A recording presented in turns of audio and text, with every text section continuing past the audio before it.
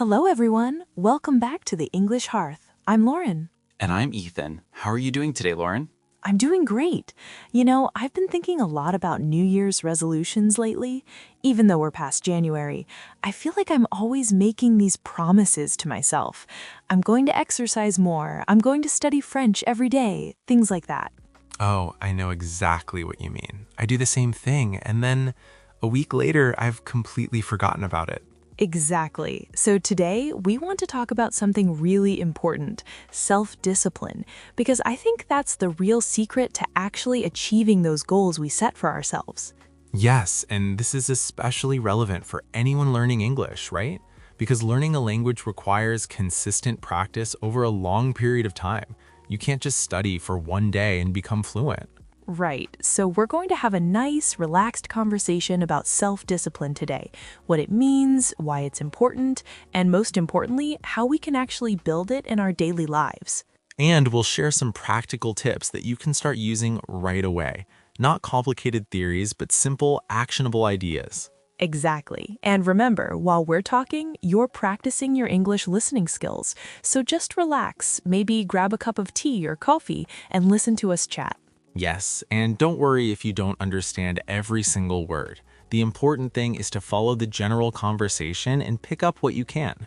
You can always listen again later. That's right. So shall we jump in? Let's do it. Okay, so first things first, what exactly is self-discipline? Ethan, how would you define it? Well, I think of it as the ability to keep going even when you don't feel like it. When the initial excitement has worn off. Yes, that's such a good way to put it, because motivation is great at the beginning, right? Like when you first decide to learn English or start going to the gym, you're all excited and energetic. Oh yeah, the first week is always easy. You're pumped up, you're ready to go, but then... But then reality hits, week 2, week 3, and suddenly it's much harder to keep going. Exactly, and that's where self-discipline comes in. It's what keeps you moving forward when that initial motivation fades away. Right. I like to think of motivation as the spark that starts the fire, but discipline is the fuel that keeps it burning. Oh, I like that analogy. That's good. And you know what I've noticed? A lot of people, myself included sometimes, fall into what I call the "I'll start tomorrow" trap. Oh my goodness, yes. I'll start my diet tomorrow. I'll begin studying tomorrow. Tomorrow never comes. Never, because when tomorrow arrives, it becomes today. And then you just say, I'll start tomorrow again. It's this endless cycle of procrastination. It really is. And I think that happens because we're waiting for the perfect moment to start. We think, oh, I'll wait until Monday to start, or I'll begin after this busy week is over. But there is no perfect moment, is there? No, there's only now, today, this moment. If you keep waiting for perfect conditions, you'll be waiting forever. Absolutely. So the question is, how do we break this cycle? How do we actually build self-discipline? Well, I think one of the biggest mistakes people make is trying to do too much at once. These huge New Year's resolutions. I'm going to exercise for 2 hours every day, or I'm going to study English for 3 hours every night. Oh yeah, that's setting yourself up for failure right there. Totally, because it's overwhelming. When you set these massive goals, you're basically guaranteeing burnout. What's burnout for our listeners who might not know that word? Oh, good point. Burnout is when you become completely exhausted, mentally, physically, or emotionally from doing too much. It's like your battery is completely drained and you can't keep going. Right. And when you experience burnout, you usually just give up entirely, so it's counterproductive. Exactly. So instead of these huge, overwhelming goals, the better approach is to start with tiny habits. Tiny habits? Tell me more about this. Okay, so instead of saying, I'm going to study English for 2 hours every day, you might say, I'm going to study English for just 5 minutes every day. 5 minutes? That seems almost too small.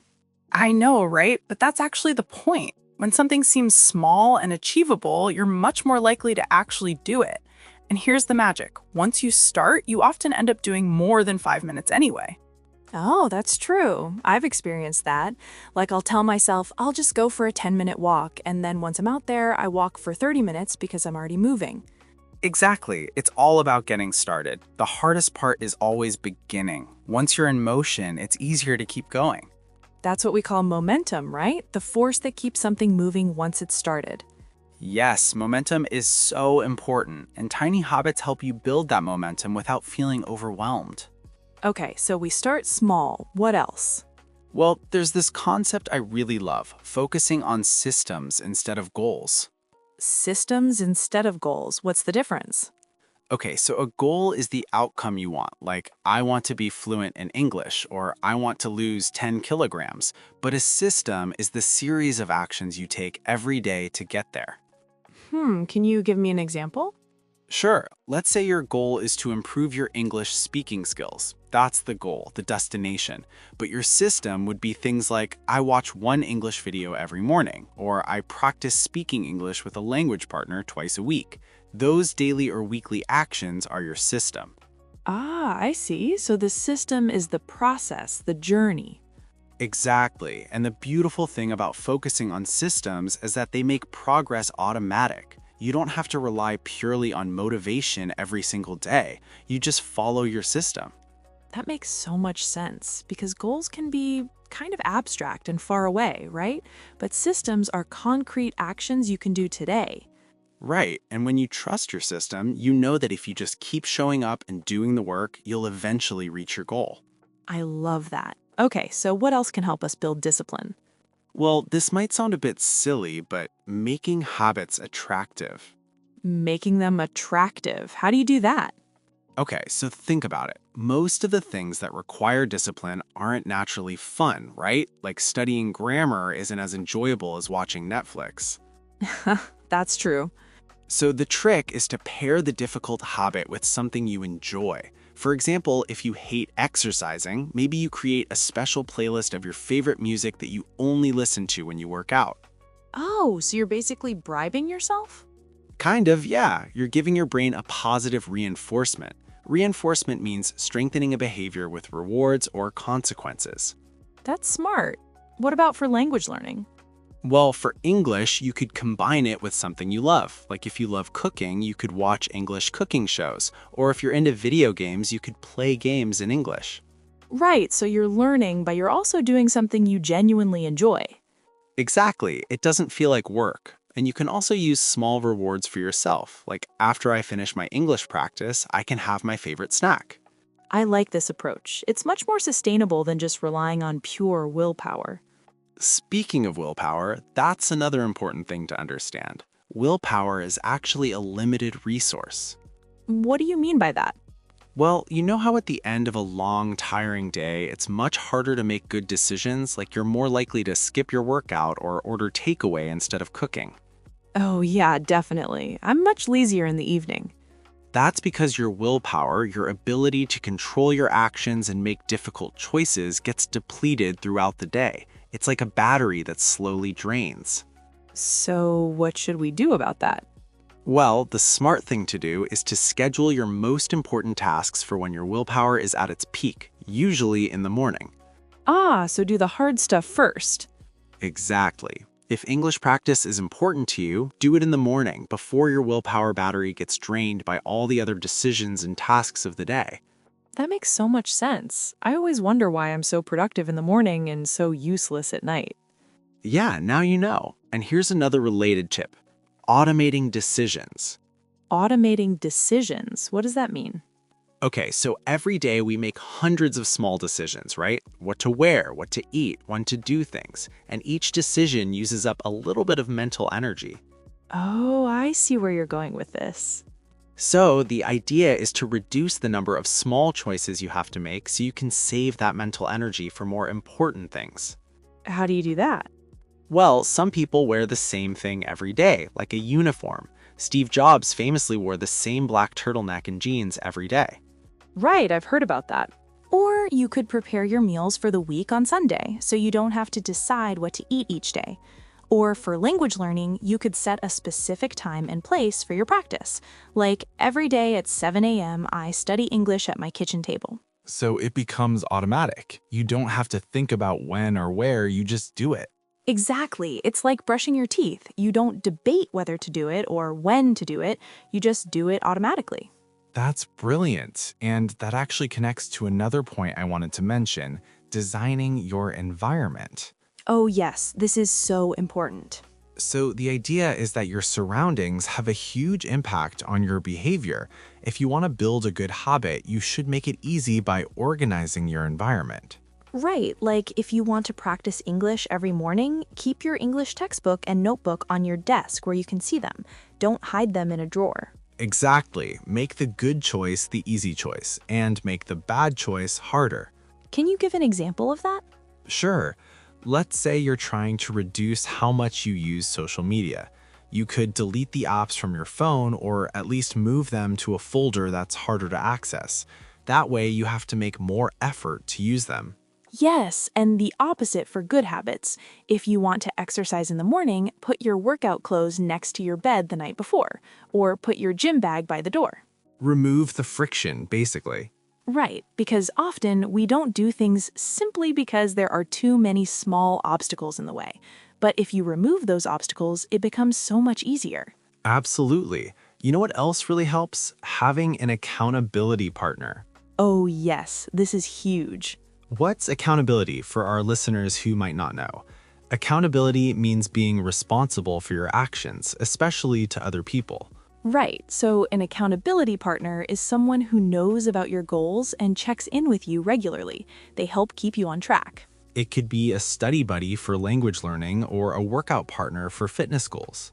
Exactly, and the beautiful thing is, when you know someone else is expecting you to show up, you're much more likely to actually do it.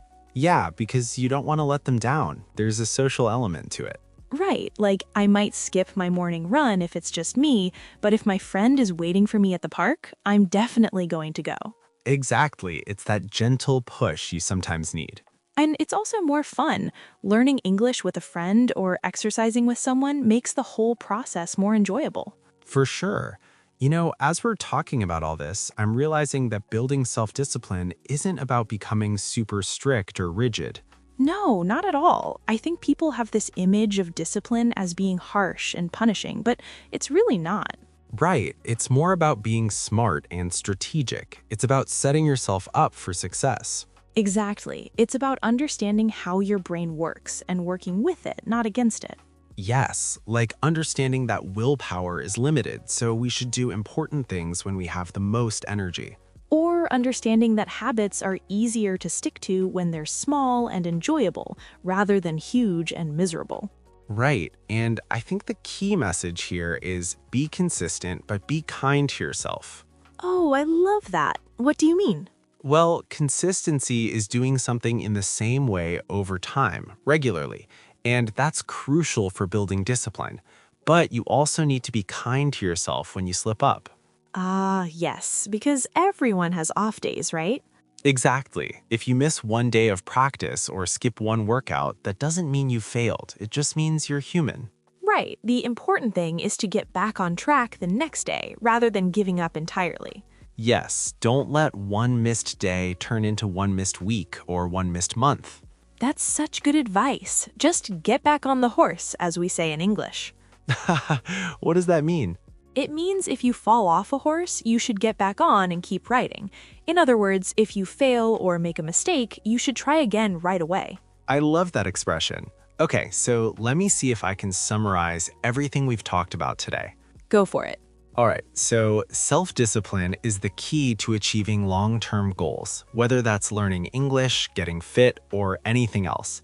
And to build it, we should start with tiny habits that seem achievable, focus on systems rather than just goals, make our habits attractive by pairing them with things we enjoy, design our environment to support our goals, do the hard stuff when our energy is highest, automate decisions to save mental energy, and find an accountability partner to keep us on track.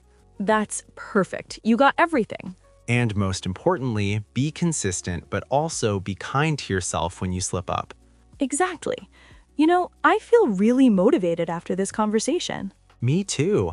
I think I'm going to apply some of these tips to my own life. Same here. And I hope our listeners feel inspired as well. Well, I think that's a good place to wrap up today's episode. I agree. We've covered a lot of ground. I hope this conversation gave you some useful ideas for building self-discipline in your own life. And remember, if you're learning English, just the fact that you listened to this entire podcast is an example of discipline. You're practicing consistently. That's so true. Give yourself credit for that. Exactly. And if you enjoyed this episode, we'd love to hear from you. You can find us on social media. Just search for The English Hearth. Yes, and don't forget, start small, be consistent, and be kind to yourself. Those are the keys to success. Well said. All right, everyone. Thank you so much for listening today. We really appreciate you being here with us. Yes, thank you. We hope to see you in the next episode. Until then, keep practicing your English and keep building those good habits. Take care, everyone. Bye.